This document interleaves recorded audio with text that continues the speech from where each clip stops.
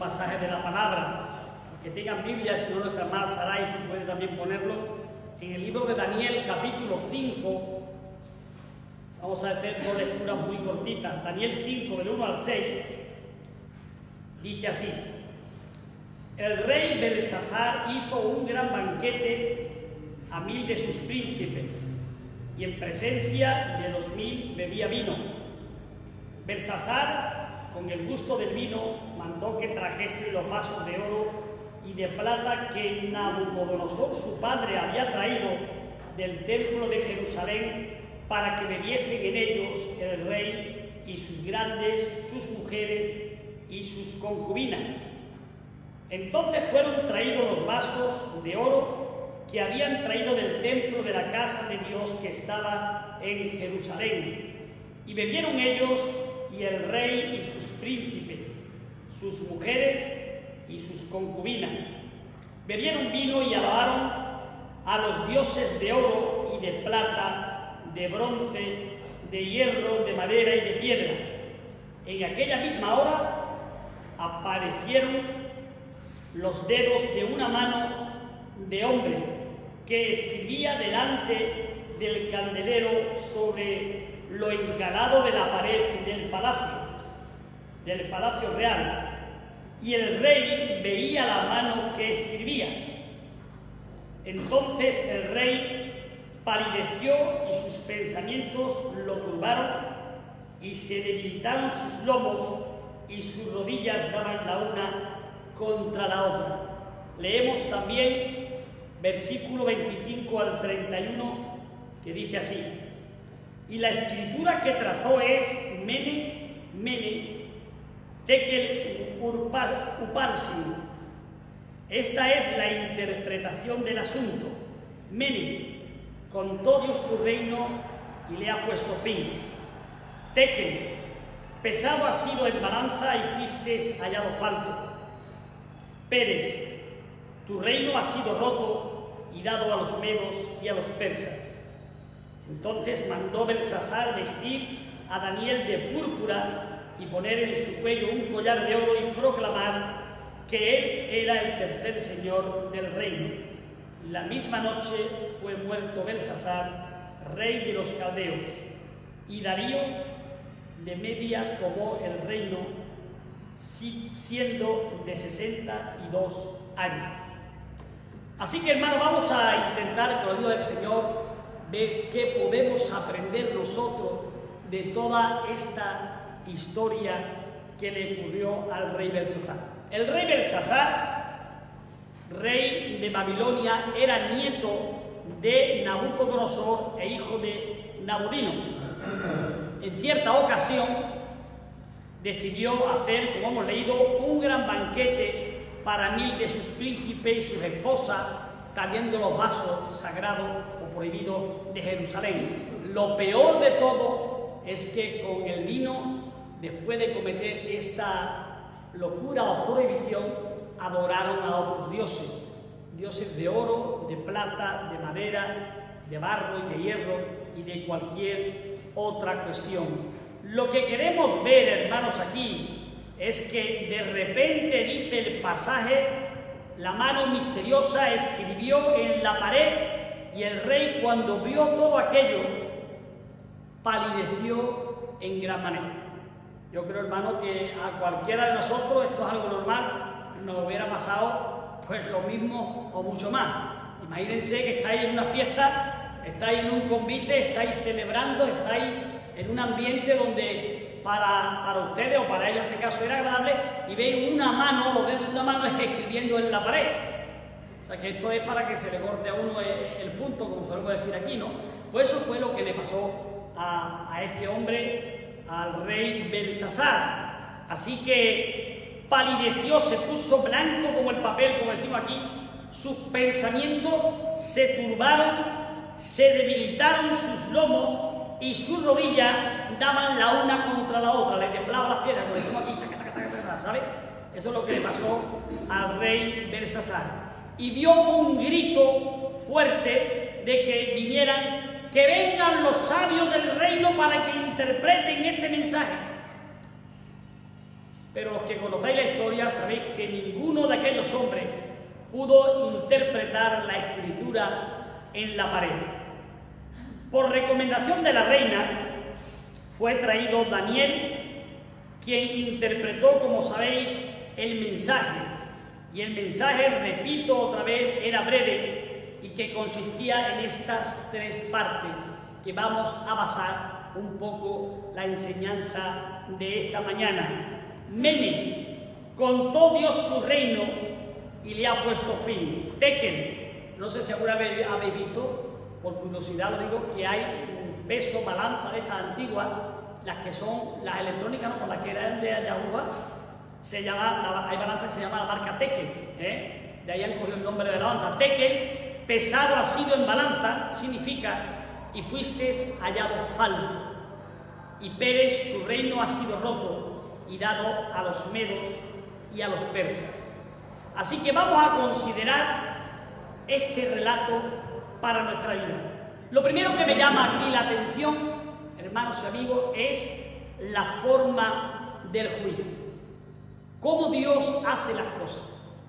Porque Belsasar fue pesado, pero Belsasar no fue pesado en la balanza suya propia, en la balanza del rey Belsasar, la balanza de su propia opinión.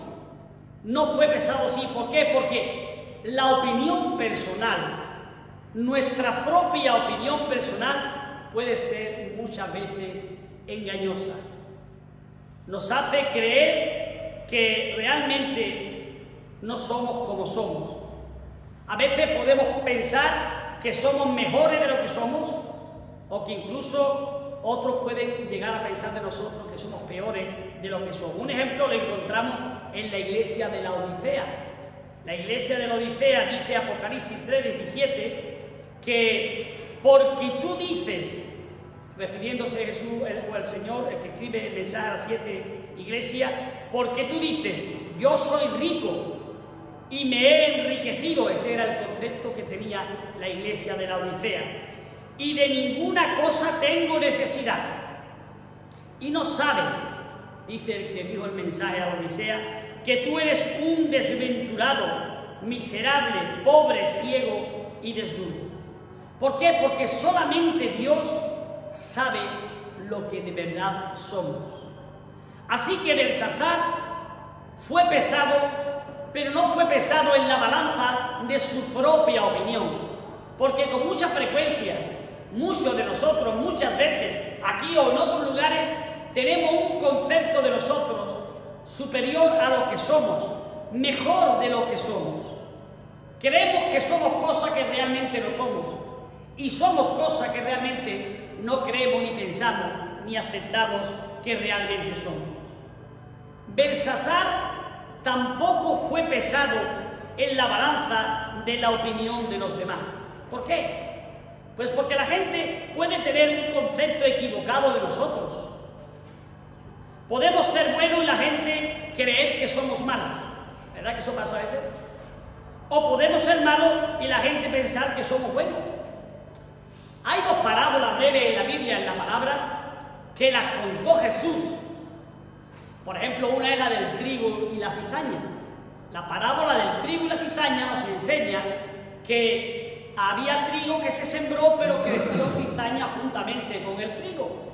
Pero enseguida vienen los que vienen y dicen, Señor, tú sembraste trigo, ¿cómo ha crecido también cizaña? Juntamente con el trigo, en el mismo sitio, en el mismo suelo, en el mismo campo, en el mismo lugar. El Señor dice, el enemigo ha hecho esto. Más tarde, explicando la parábola, dice que el enemigo es el diablo. El diablo hace todas estas cosas. Siembra junto con el buen trigo en el mismo sitio la cizaña. Pero hay un grupo de personas que lo sigue habiendo también hoy. Y es una enseñanza para nosotros que dice, déjanos que vayamos nosotros y arranquemos la cizaña. Y Jesús le dice, no, hombre, no. Déjame que lo haga yo, porque tú ni siquiera sabes lo que es trigo y lo que es cizaña. ¿Quién es trigo y quién es cizaña?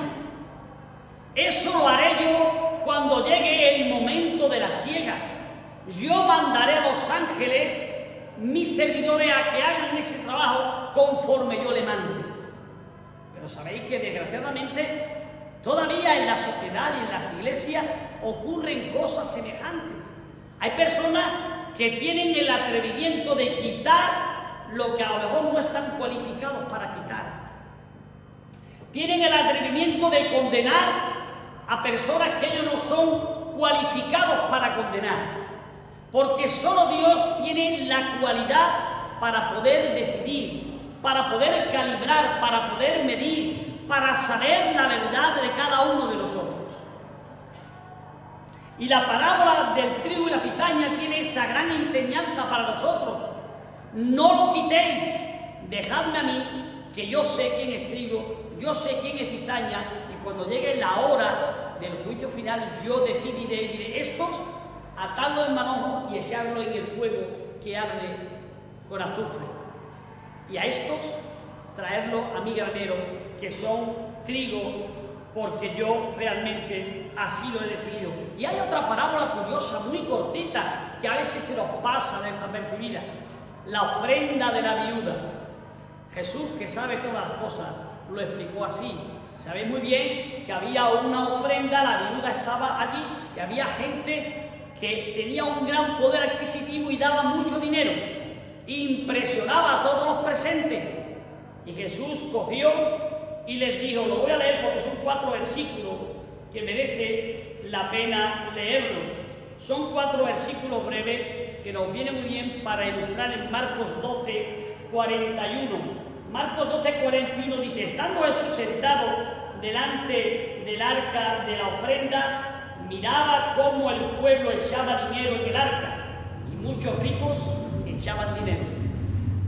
Y vino una viuda pobre y echó 2 blancas, o sea, un cuadrante. Entonces Jesús, que sabía que estaba impresionando a muchos la ofrenda de los ricos, llamando a sus discípulos les dijo, de cierto os digo que esta viuda pobre echó más que todos los que han echado en el arca, porque todos han echado de lo que les sobra, pero esta de su pobreza echó todo lo que tenía, todo su sustento. A veces hacemos a lo mejor menos cosas que otras personas en otras iglesias, porque tenemos también a lo mejor menos tiempo que otros. Otros a veces tienen o hacen más porque tienen a lo mejor más tiempo. Están a lo mejor dedicados a tiempo completo y pueden hacerlo, pero fíjense que a Dios no le sorprende la cantidad, que es bueno, que es interesante cuando están bien hechas. No le sorprende a Dios la cantidad de lo que le damos, sino que damos todo el tiempo que le podemos dar. Eso sí, Dios mira y valora cuando tú das todo lo que tú de verdad puedes dar. No es la cantidad de lo que se da, sino que Dios realmente mira la forma en la que se hacen las cosas y cuánto das teniendo lo que tú tienes. Económicamente ocurre lo mismo, con el tiempo ocurre igual, y con nuestra vida, hermanos, es también mucho más de lo mismo. Por eso, precisamente, poniendo un ejemplo bíblico directo, dijo Dios a Samuel. Samuel, que fue, como sabéis, a buscar un rey, y cuando llegó a la casa del padre de David, pensó que Eliab, el hermano mayor de David, era la persona que Dios había escogido como rey, porque Eliab era grande, corpulento, hermoso, fuerte, y Samuel dijo, este va a ser, este tiene pinta de rey, porque este chiquito, flaquito, no lo veo yo cualificado para rey, ¿cómo que no? Pero Dios le mandó un mensaje a David y le dijo, no mires a su parecer, ni a lo grande de su estatura, porque Eliab era grande, porque yo lo desecho, porque Jehová no mira, atención a esto, hermanos, lo que el hombre mira, pues el hombre mira lo que está delante de sus ojos, pero Jehová mira el corazón. Así que lo que tenemos que replantearnos en esta mañana, en primer lugar, es: Dios conoce mi corazón. Dios no me va a juzgar o a acusar porque no haga lo mismo que hacen otros, sino que me va a valorar, juzgar y acusar o pesar según mi forma de actuar con Él, conforme a mi conocimiento, conforme a mi tiempo, conforme a mi situación económica. ¿Cuánto le doy a Dios en mi ofrenda? Sabiendo lo que puedo y lo que no puedo, lo que tengo y lo que no tengo. ¿Cuánto le doy a Dios de mi tiempo? Sabiendo Dios lo que de verdad tengo, lo que puedo y lo que no puedo dar. Lo que sí es cierto, que lo que la Biblia habla y lo que vemos en este pasaje es que Dios va a pesar a cada persona, a cada uno de nosotros. Y que cuando Dios nos pese, ¿qué va a encontrar en nosotros? ¿Vamos a dar el peso que tenemos que dar? ¿Vamos a dar el precio justo, como decía un programa? ¿El peso que Dios quiere que de verdad demos cada uno de nosotros? Es para pensar y reflexionar sobre este asunto. Señor, ayúdame a dar con mi vida el peso que tú necesitas que yo dé cuando sea pesado en tu balanza. Ayúdame para que sí sea. Esto lo hizo Samuel con Eliab. También Belsasar fue pesado en balanza, como estamos hablando, pero no fue pesado en la balanza de su propia opinión. Belsasar no fue pesado en la balanza de la opinión de los demás, porque los que estaban con él en el convite seguro que estaban contentos, entusiasmados, y sabían que Belsasar era un gran rey y un buen amigo y un buen anfitrión, porque fíjate la fiesta que estaba haciendo para nosotros.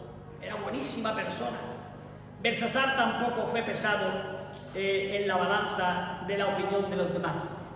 Belsasar fue pesado en la balanza de Dios, que es como vamos a ser pesados cada uno de nosotros. Y la balanza de Dios, hermanos, déjame decirte que no se equivoca. La balanza de Dios no falla. Así que no nos tiene que preocupar lo que piensen los demás de nosotros, ni cuánto hacen nosotros y cuánto hacemos nosotros, sino que lo que nos tiene de verdad que preocupar es cómo vamos a ser y estar cuando seamos pesados por el que de verdad tiene que pesar, que es Dios. Esa debe ser tu gran preocupación. Esa debe ser la meta de tu vida. Esa debe ser lo que tú continuamente debes perseguir cada día.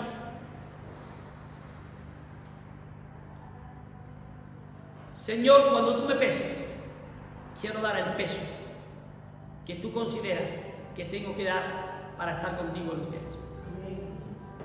Eso debe ser así, porque según los hombres, Belsasar tenía muchos méritos por los cuales debería ser alabado. Pero según Dios, tenía muchos pecados por los cuales Belsasar debería ser juzgado. Y ocurrió algo totalmente sorpresivo, ocurrió algo totalmente inesperado, un juicio en un momento que ni él ni los que estaban con él lo esperaban. La acción de Dios con Belsasar fue una acción sorpresiva, no esperada, inmediata. Belsasar nunca se hubiera imaginado que aquel mismo día Dios lo iba a pesar de repente. Un día en que estaba de celebración, un día en que estaba contento, un día en que su moral y su popularidad había crecido enormemente delante de estos 1000 príncipes, con su mujer y concubina, no llegó a pensar que Dios lo iba a pesar de repente, que de una manera imprevista lo pondría en la balanza para ver cuánto pesaba. Bueno es, hermano, de nuevo repito, yo diría, no rectificar, sino recordar que realmente Dios puede llamarnos a pesarnos en cualquier momento de nuestra vida. Lo mismo que hizo con Belsasar, de una manera inesperada, de una manera sorpresiva, de una manera con la que nadie cuenta. Dios puede llamarnos y pesarnos en cualquier momento de nuestra vida. ¿Qué pasará con nosotros cuando Dios nos llame para ser pesados? Dios, en su paciencia, siempre permite que el hombre haga lo que de verdad quiere hacer. Pero llega un momento inesperado en la vida de cada uno de nosotros cuando lo llama a cuentas para ser un poco analizar nuestra vida por Dios. La Biblia está llena de ejemplos, hermano. Cuando, por ejemplo, el rey Herodes le hablaba a los habitantes de Tiro y de Sidón, al momento un ángel del Señor le hirió por cuanto no dio la gloria a Dios y expiró comido de gusanos. Dice Hechos 12:23.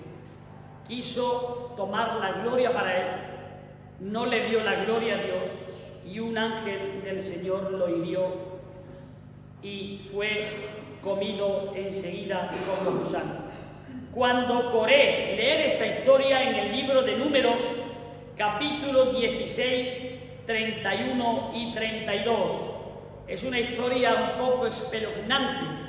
Coré y un grupo de hombres que él consiguió convencer, gente de renombre, importante del pueblo de Israel, se pusieron en contra de Moisés y en contra de Aarón.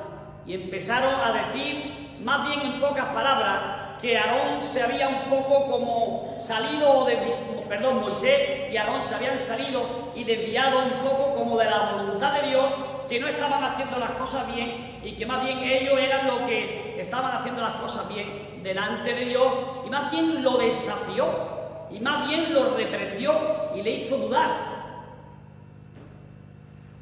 Dice el pasaje, que es largo, que Moisés, cuando escuchó esas barbaridades para él, puso sus rodillas, su rostro en tierra y oró a Dios. Y tuvieron una conversación y Moisés le dijo, ¿pero qué estás diciendo? Eso no es como tú dices, yo sigo siendo fiel a Dios, hago las cosas. Y llegamos al final a que la conclusión era de que, bueno, vamos a ver, vamos a poner esto delante de Dios y que Dios sea el que haga justicia. Si la culpa, el que está haciendo las cosas mal soy yo, pues que Dios me lleve, y si la está haciendo mal tú, que te lleve a ti. Y decidieron tomar la decisión de por la mañana coger los incenciarios y ponerlos allí delante y hablar. Y dio la oportunidad de que el que quisiera todavía arrepentirse o cambiar la actitud y volverse al mando de Moisés, que se volviera. Y el que no, que se quedara allí. Y el grupo grande se quedó allí con Coré. Y pasó algo sorpresivo, que era el que no sea conforme a la voluntad de Dios, dijo Moisés, que la tierra se los traga.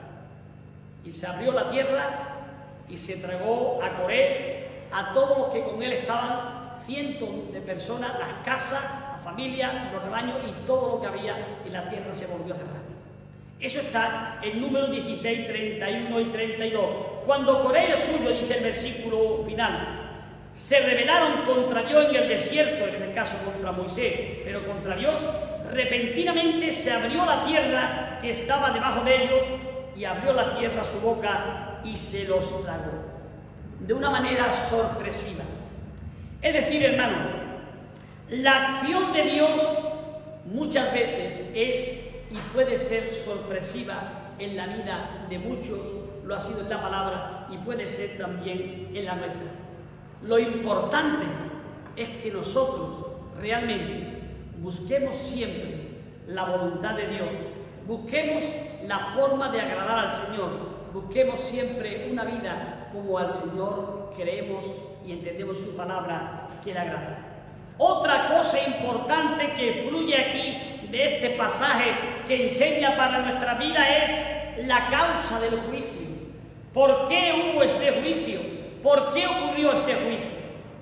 Daniel le recordó a Belsasar todos los beneficios que Dios había dado a su abuelo Nabucodonosor y cómo Nabucodonosor, en lugar de ser agradecido con Dios, no le dio la gloria a Dios. Por esta razón, Dios lo castigó en extremo. Sin embargo, el rey Belsasar, sabiendo todo esto, no aprendió la lección y no le dio tampoco la gloria a Dios. Específicamente, Belsasar no había humillado su corazón delante del Señor. Contra el Señor del cielo se había, dice el texto, ensoberbecido. Había profanado las cosas sagradas, tomando los vasos del templo, y le había dado alabanza a dioses falsos. Nunca honró a Dios como Dios quería que le honrase. Así que hay una enseñanza aquí para todos nosotros, hermanos. Aún en los problemas, aún en las dificultades, aún en las vicisitudes más grandes de la vida, no te olvides nunca de darle siempre la alabanza y la gloria a Dios. Aunque tu vida prospere, aunque tu vida crezca, aunque tu vida y tu situación mejore en lo espiritual, en lo físico, en cualquier área de tu vida, dale siempre la gloria a Dios. Y no quites, no metas a ningún Dios o no metas a nada ni nadie que le robe el sitio y el puesto al Dios que te dio la salvación de tu alma. Dios tiene que estar siempre en tu vida. Tienes que darle la gloria y la honra porque Él se lo merece. Ese es su deseo, esa es su voluntad. Él quiere que sus hijos lo tengan siempre presente en sus vidas. Y otra cuestión que me llama aquí la atención es que este juicio era inevitable. No se podía evitar, porque aquella misma noche, lo inevitable del juicio, aquella misma noche murió Belsasar. Pereció bajo la invasión que hizo Darío, rey de Media. Lo inevitable del juicio de Dios lo afirma también Pablo cuando dice: pero por tu dureza y por tu corazón, no es por la culpa de Dios. A veces culpamos a Dios de todo lo que ocurre en nuestra vida y en nuestro entorno. Y Pablo aquí está diciendo que no, es por tu dureza y por un corazón que tenemos no suficientemente arrepentido, dándole la gloria al Dios de los cielos, al Dios de nuestra salvación. Y por tu corazón no arrepentido atesoras para ti mismo ira, para el día de la ira y de la revelación del justo juicio de Dios, el cual pagará, Dios pagará a cada uno conforme a sus obras. Dice Romanos 5:6. La historia del fin de Belsasar debe ser una lección, hermanos, para todos nosotros. Un rey que acabó sorpresivamente de esa manera, recibiendo la muerte de un día para otro sin esperarla, principalmente para aquellos que se alejan del Señor. Llegó un momento en que Belsasar fue pesado en la balanza de Dios, cuando menos se lo imaginó, cuando menos se lo esperaba. La razón del juicio fue su propio pecado y la sentencia se cumplió al pie de la letra. Lo que nos enseña que realmente la palabra de Dios, todo lo que dice se cumple, todo lo que está escrito se hace, todo lo que Dios dice se cumple. Así que nosotros vamos a quedarnos con esto. Llegará un momento en que seremos pesados. Cada una de nuestras vidas, cada uno de nuestros actos, cada una de nuestras acciones, cada una de nuestra forma de vivir y de proceder va a ser pesada. Oremos al Señor para que Él, que conoce nuestros corazones y nuestras vidas, sea el que justamente con amor y misericordia encuentre en nosotros sinceridad, honestidad, amor a Él, amor a su obra, indistintamente de lo que otros puedan pensar o mirar a nuestro alrededor. La vida está llena de gente que opina, gente que habla, gente que opina, gente que actúa, gente que cree, gente que piensa. Jesús dice: yo las cosas no las veo como ustedes. No las veo igual. La parábola del trigo y la cizaña enseña mucho.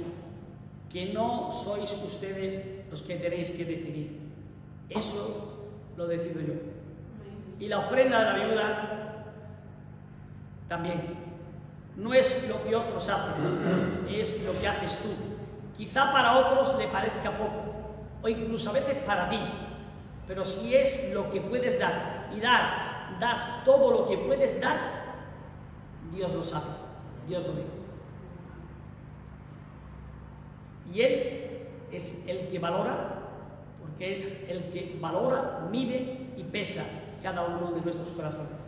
Que el Señor nos dé sabiduría, porque ahora estamos a tiempo para arreglar, para corregir, para mejorar, para modificar todas aquellas cosas que nos den el peso que nos falte, si acaso nos falta, y si no, que pongamos más peso para que el Señor pueda decirnos, como siempre digo: bien, buen siervo y fiel, pasa y entra en el gozo de tu Señor. El Señor bendiga.